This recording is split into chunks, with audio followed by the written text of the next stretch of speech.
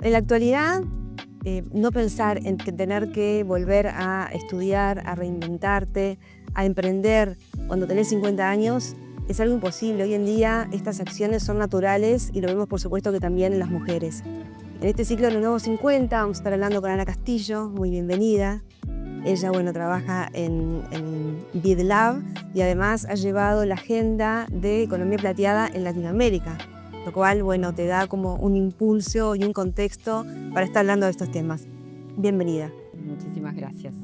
Ana, cuando estamos hablando de reskilling o upskilling en este contexto laboral, ¿a qué nos referimos? Bueno, a ver, vamos a pensar que antes, yo digo, la vida o el ciclo vital de una persona se dividía como en 3 etapas, ¿no? Y ojalá tuviera un apoyo gráfico para decirlo, pero bueno, uno en realidad tenía un ciclo en el cual aprendía, ¿no? Otro ciclo en el cual cosechaba, y después venía la etapa de retiro o jubilación. Eso, cuando uno pensaba que quizás la expectativa de vida estaba en torno a 60 y largos años, 60 y algo de años. Pero hoy, a ver, si a cualquiera de nosotros te pregunto, por ejemplo, Claudia, ¿pensás que puedes llegar a vivir 100 años? Y probablemente me digas que sí. Y sí, hoy sí. Y todas las estadísticas indican que muchos de nosotros vamos a vivir 100 años. Eso hace que, a ver, y esto es sacado de una coach, que esa vida que antes se vivía en 3 fases, hoy la podemos ver como una especie como de espiral, ¿no? En el cual uno tiene la posibilidad de vivir distintas vidas, ¿no? Entonces, uno puede estudiar una carrera, volver a formarse, actualizarse, decidir emprender, retirarse del mercado laboral, volver a ubicarse dentro del mercado laboral o volver a emprender. Entonces, tenemos una vida mucho más larga, si se quiere, ¿no? Y con más opciones. Y con más opciones. Entonces, pero además en un mundo de permanente cambio. Totalmente. Entonces yo sí te diría, desde lo profesional, y para mí en este momento mantenerme actualizada es casi una obligación, ¿no? No existe que no es ni siquiera una opción, ¿no?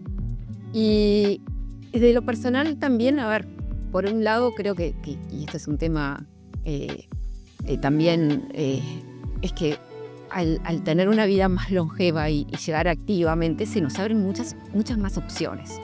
Entonces, sí será importante esto de upskilling y reskilling, ¿no? Y sobre todo, yo creo que hay una palabra que utilizan los americanos que se llama FOMO, o Fear of Getting, el miedo a no pertenecer o no estar en el momento adecuado, ¿no? Sí. Que una de las formas de contrarrestarlo es manteniéndote actualizada. Entonces, en vez de decir, síndrome del impostor, ¿no? Que a veces le decimos en vez de alguna instancia, tengo determinado el miedo, transformarlo en acción, ¿no? Entonces, es este aprendizaje continuo, transformarlo en una especie de brújula, ¿no? Claro, pero ¿cuál es la diferencia entre upskilling y reskilling? Que lo vemos muchas veces en determinados contextos. Upskilling significa que uno, sobre lo que ya tiene, construir más capacidades, y eso creo que es lo que uno debería hacer de forma. Y reskilling es cuando uno necesita formarse en algo totalmente distinto, ¿no?, a lo que hoy está trabajando, ¿no? De hecho, el año pasado tuve el gusto de trabajar junto con Lutec en un proyecto que justamente apunta a eso, ¿no? A cómo el mundo digital o el mundo de hoy va a dejar a mucha gente vulnerable, ¿no? Frente a determinados trabajos, y cómo uno desarrolla unas ciertas baterías de herramientas para que las personas puedan, no solo del punto de vista de sus habilidades técnicas, sino también de esas habilidades más blandas que requieren el futuro del trabajo, ¿no? Sí, porque aparte hay muchas oportunidades en empresas de repente que, como tú decís, perfectamente podemos inclusive formarnos en áreas que no son las que estamos habituadas, ¿no? En estos 50 años, 30 años de experiencia. Ahora estamos viendo que estamos en una edad, en un momento profesional, que nos podemos seguir formando, inclusive para liderar otros grupos y otros roles. Exactamente, y eso quizás es lo lindo, ¿no? Es lo lindo, lo desafiante. El desafiante. De que, salir fuera de esa zona de confort o esa historia que uno tiene construida sobre uno mismo, y poder decir, hoy utilizo quizás las capacidades o mi experiencia o lo que ya tengo para poder aportar al otro desde ese lado. Y creo que son privilegiados. Totalmente, totalmente. Pensando en ese tipo de cosas. Ana, desde tu impulso también, desde la economía plateada, por ejemplo, ¿cómo ves las oportunidades para lo que tiene que ver con las profesionales mujeres senior o en los sectores que de repente pueden estar como más abiertos a tener esa recepción a estas profesionales? Bueno, entonces siempre digo que en realidad ojalá fuera universal, ¿no? Ojalá todos los sectores tuvieran esta mirada de decir, todos los sectores de la economía tuvieran esta mirada de decir bienvenida a la diversidad a mi equipo, no solo desde el punto de vista quizás de algo que generalmente muchas empresas cuentan, ¿no? Que porcentaje de hombres, mujeres, sino también qué intergeneracionalidad tengo en mis equipos, porque yo creo que en esa intergeneracionalidad hay nuevas diversidades que se suman, ¿no? Te diría que no sé de cuáles sectores específicos. Yo creo que algunos hablan obviamente del área de cuidados como un área, o los sectores de la educación como áreas en las cuales digamos que hay un mercado de pronto. Realmente hay un mercado, oportunidades. Pero la verdad que yo creo que no lo limitaría. O sea, yo creo que al contrario, que deberíamos promover ambientes laborales más diversos, y cuando hablamos de esas diversidades y tratarnos de sacar esos dobles sesgos, ¿no? El sesgo de género y el sesgo de la edad o el edadismo, ¿no? Exactamente. ¿Vos entendés que las empresas están todas abiertas de repente a poder incorporar estas profesionales senior? Porque bueno, hay algunas empresas de repente que pueden apostar a profesionales que están dentro de su empresa para darles cargos aún de mayor responsabilidad, o bueno, como decíamos hoy, probablemente que puedan liderar áreas nuevas dentro de la empresa. Pero también hay otras empresas que están abiertas. Vos, en tu mirada, ¿ves que hay una apertura a ese sector profesional senior? Bueno, tú hoy decías cuando me presentabas que se había tenido la oportunidad de trabajar desde el BID en este área de economía plateada. Y bueno, y nosotros este diálogo sobre economía plateada lo empezamos a introducir recién en el año 2019, ¿no? La región en sí es una región joven. Entonces, es natural pensar que estos temas todavía no estén en la agenda de muchas empresas. Ahora, si uno piensa en realidad, bueno, ¿qué es lo que trae o qué es lo que puedo traer siendo mujer y siendo mayor de 50? Y bueno, quizás resiliencia, quizás empatía. Uno puede pensar que toda la experiencia ganada la puedo poner en función de las necesidades de la empresa. Y una cosa que no es menor es el entendimiento del mercado, ¿no? El mercado ha cambiado. Si pensamos en Uruguay, en más del 30% son mayores de 50. Entonces, si vos tenés un activo eso integrado a tu equipo, alguien que pueda entender cómo son los patrones de los consumidores más 50, sin duda que es una ganancia, ¿no? Pero como de nuevo, esto de equipos más diversos y también por edad y por género, siempre digo, lo que todo el mundo dice y lo que se dice son equipos más innovadores y por ende más productivos, ¿no? Para la línea del emprendedurismo, las mujeres plus 50, tenemos además de muchas veces en un rol profesional, tenemos también siempre esa inquietud de emprender. Porque bueno, estamos en una etapa más libre, estamos en una etapa capaz que estar más creativa porque nos encuentra en otro momento. ¿Cómo ves el ecosistema emprendedor que soporte esas emprendedoras de más de 50? ¿Hay apoyos? ¿Cómo se visibiliza también a esas mujeres sus proyectos? Esto de poder contar, bueno, cuál es mi propósito, por qué hago este proyecto, cómo y qué, ¿no? En esa línea.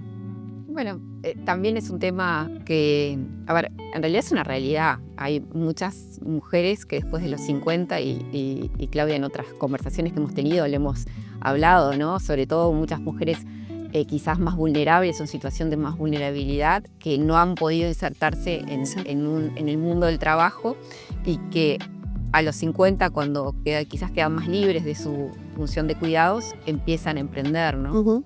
Entonces, y eso, bueno, si bien existen apoyos desde los centros pymes, de las agencias nacionales de desarrollo, existen distintas organizaciones que trabajan con estos grupos de mujeres. también de nuevo, a ver, yo creo que es una cosa relativamente nueva y que sí hace falta construir un ecosistema alrededor de quien empieza a emprender, ¿no? O que tenga un lugar significativo dentro del ecosistema, porque el Ok, ecosistema es amplio. exacto, pero bueno, obviamente hay limitaciones. Vamos a imaginar, no sé, cualquiera de nosotros que resuelve emprender. Hay dificultades de acceso a financiamiento porque quizás están pensados para otro tipo de emprendimiento, otro perfil de riesgo, ¿no? Ujú. Hay, digamos que uno tiene que, no sé, alguien que sale del mundo del trabajo y quiere empezar a emprender, necesita adquirir otras competencias que no tiene, ¿no? Sí. Más empresariales. Entonces, bueno, ¿a dónde acudir? Entonces, y también el apoyo emocional, ¿no? De lo que significa cualquier cambio o transformación, que no es un tema menor, ¿no? Porque de eso de sentir de que uno puede, ¿no? Y esa red que se construye alrededor. Entonces, de nuevo, es un tema, yo creo que progresivamente, ¿no? Van apareciendo o aparecen cada vez más emprendedores que tienen más de 50, muchas de ellas son mujeres, y que nada, necesitamos también visibilizados, ¿no? Que muchas veces es quizá lo que nos falta. Bueno, en estos nuevos 50 también no solamente tenemos esta capacidad de transformarnos laboralmente, sino también personalmente. Y de repente vemos que hay limitaciones, hay miedos, hay esto de decir, bueno, hoy tengo 55 años, comenzaré una licenciatura en comunicación, ¿te parece? Porque a los 60 me jubilo, qué sé yo. Entonces hay como unos también miedos o mitos o limitaciones que tenemos las mujeres en algún momento, más allá de lo laboral, que puede ser también una transformación de educación o de formación y demás. ¿Cómo ves vos esos mitos de repente de empezar a construir a partir de los 55, por ejemplo? ¿Alguna herramienta o algo como para decirle a esas mujeres que se animen? Yo creo que entre otras mujeres podemos ayudarnos digo, a generar redes para que ¿no? para superar esos miedos, ¿no? Yo creo que hay una cosa que me parece que como que las transformaciones se van dando de a cambios pequeños, ¿no? Si yo te pregunto, ¿no? Tenemos casi la misma edad, Claudia, yo te pregunto cómo se han dado tus cambios en tu vida laboral, seguramente, o en tu vida emprendedora, seguramente han sido pequeños ajustes o pequeños cambios que te van llevando a la dirección, ¿no? Total. Y yo creo que hoy, a ver, nadie debería sorprenderse de encontrar una persona de 55 años queriendo empezar una carrera universitaria o su segunda carrera o su carrera. Exacto. ¿Por qué? Porque la vida laboral, a ver, se va a extender y pensar en que uno no va a tener un rol activo en esta sociedad, o sea, el lugar donde sea, ¿no? Sería como inhabilitarnos. Y yo, por ejemplo, no me imagino jubilada, ¿no? Sí. O sea, no me imagino sin retirada y sin hacer nada. Me parece que uno también tiene que empezar, y eso quizás es un tema que a veces no se habla, ¿no? ¿Cuál va a ser, ¿no? La vida que uno quiere Proyectarse, proyectarse, ¿no? Claro. y ir dando esos pequeños pasitos hacia ese futuro cuando, no sé, cuando quizás la actividad laboral que desarrolles, o sea, ya no te motive o no te resignifique, o tengas las posibilidades de poder, no sé, tener sueños que tenías antes guardados en alguna cajita y poderlos llevar adelante, ¿no?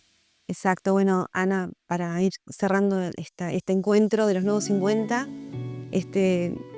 Ana, desde su lugar, vos siempre has sido muy generosa personalmente y por supuesto también laboralmente en cuanto a dar oportunidades, a afirmar esto de la transformación laboral, de la formación. Pero ¿cómo vive Ana Castillo hoy, a tus 53 años, este proceso también de transformación, este reskilling quizás que estás viviendo en este momento? Sí, en primer lugar, a ver, orgullosa de la experiencia que traigo a la mesa, pero también preparándome en este entorno de cambio permanente. De hecho, bueno, en este momento estoy haciendo un curso sobre estrategias de negocios e inteligencia artificial, porque me parece que uno tiene que entender el mundo que no es del futuro, que es la inteligencia artificial está en todos lados. De ahora. ¿No? Trabajo, nada, y mi vida laboral, por suerte, por esto de haber trabajado en temas de emprendimiento e innovación, siempre me ha llevado a tener que aprender. Y salirme de la zona de confort y aprender, y muchas veces, aprender de los pares y no tener miedo a decir, no sé, me podés ayudar, ¿no? Entonces, me parece que es un proceso, como el que viven, seguramente el mío no sea muy distinto al que viven otras mujeres. También, quizás en este momento tengo mi hijo de 22 años, entonces tenés otras libertades. Otras libertades. Y también, estoy enriqueciéndola a Ana persona que con un club de lectura, practicando deportes, que quizás en otras etapas de mi vida profesional la fuiste delegando muchas veces, ¿no? Sí, claro, uno tiene que equilibrar muchas cosas, ¿no? O sea, en esos equilibrios o en esos balances quedan para atrás, pero la actitud es de seguir aprendiendo. El mundo va a seguir cambiando y bueno, nada, pues, tratar de hacer y tratar de buscar los apoyos, ¿no? Que creo que esa es una cosa que uno no tiene que tener miedo ni vergüenza. No, para nada. De buscar dónde están esos recursos, dónde están, hasta la parte emocional es muy importante, ¿no? Y por supuesto. Estos espacios también de sororidad con otras mujeres que estamos transitando las mismas etapas. Los mismos sentires, ¿no? En estos nuevos 50, que realmente son nuevos 50, pero que bueno, tienen, como decías vos, un montón de otras oportunidades que tenemos que aprovechar. Muchas gracias, Ana. Muchas gracias.